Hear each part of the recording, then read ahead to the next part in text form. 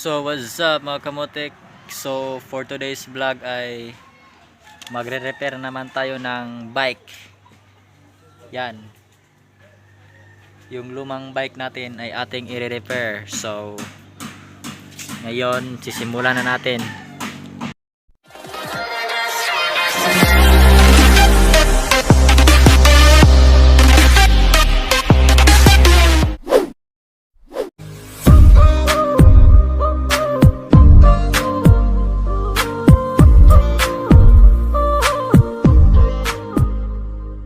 Natanggalan ko na siya ng mga rim. Yan yung kanyang mga rim. Medyo marami ng kalawang.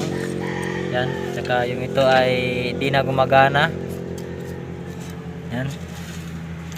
Napakaluma na ng ating bike. Tapos yung kanyang mga gulong ay sira na rin. Yan. Ito yung kanyang plate. Napaka daming taya o kalawang. Tapos dito ay nilagyan ko muna ng oil para lumambot yung kanyang thread. Yan, baka dumi. So i-repair natin to at gawin natin bago. So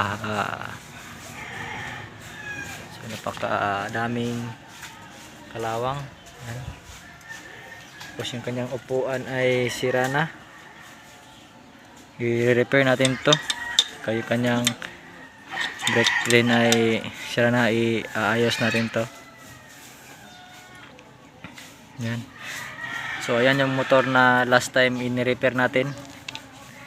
Ito yung ating dream na nasa first vlog natin. Yung ating inayos. Yan. So ngayon ay umaandar na siya. Yan. So ngayon ang i-repair natin ay bike na naman.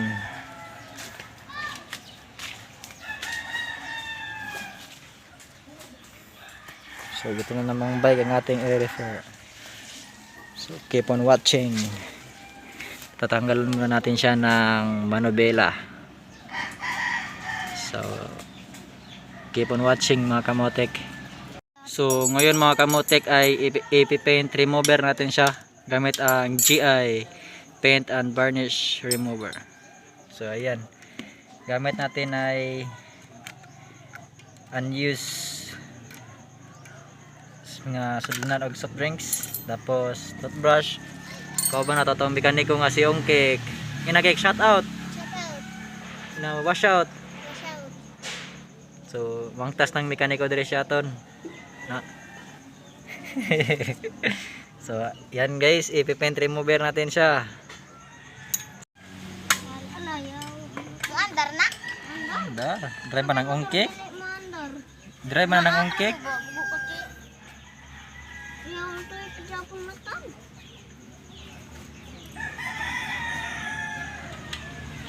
So ayan mga kamotek, tapos ko nang tinanggalan ng pintura.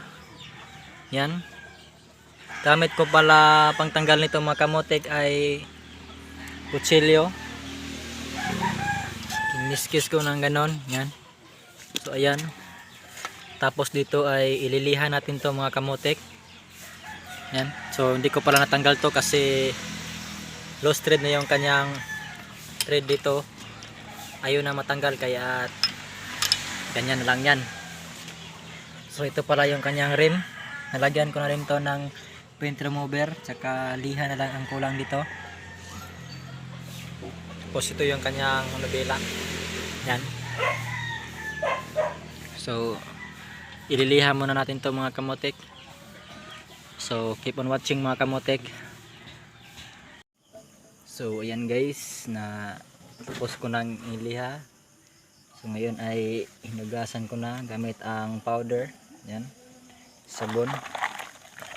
So hugasan natin to, tapos medyo nagabihan tayo ngayon kaya bukas na lang natin to tatapusin. So ngayon ay ihuhugas muna natin siya, tapos bukas ay baka ma-paint na tayo.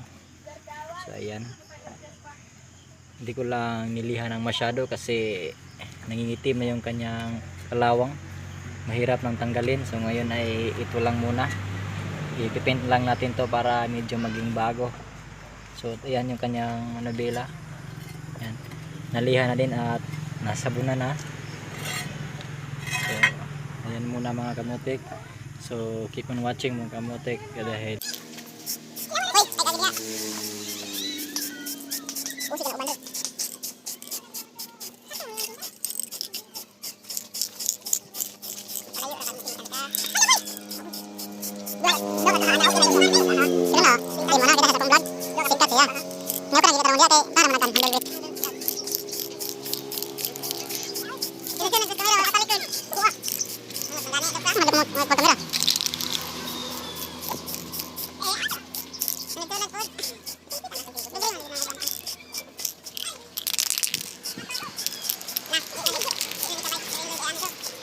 Forman. Punyiti sa kalam. Pila sa pangkin mo pakyaw. Ay, kana ba kay kulang sa ban ni drink?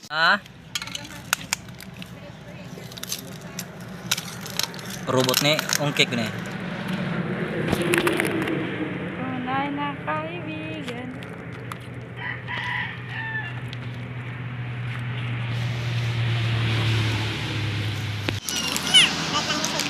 Dali mo na, una na. Pada mo.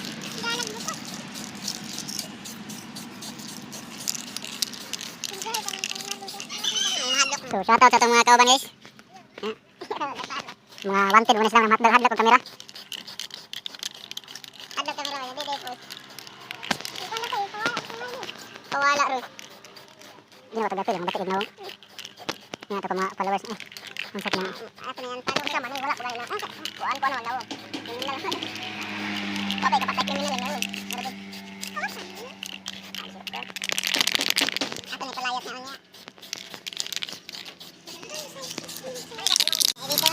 Ano ba tapos sa akong YouTube? Auto spray bike. Saan pagkuhan? Plastic.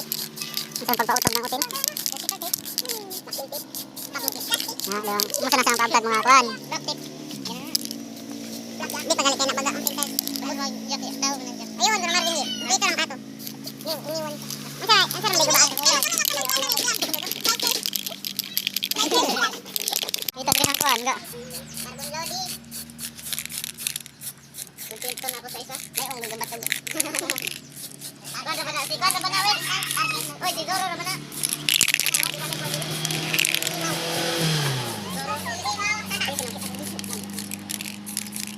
Ito, panag pa, mabukat ng tanso ito. Ito, mo pa nangangaliki na ng buong. Ang gawas na nila. Ang gawas na nila. Ay, dunggab. Diyan na lang matubo. Diyan na lang matubo. Piyan mo na matubo.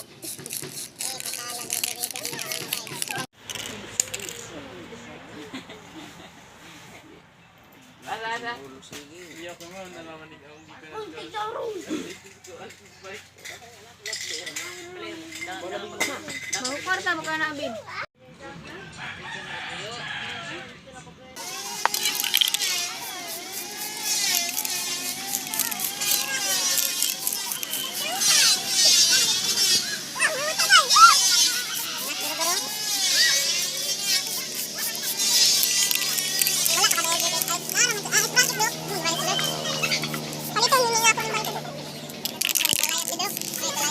Pantil naman eh.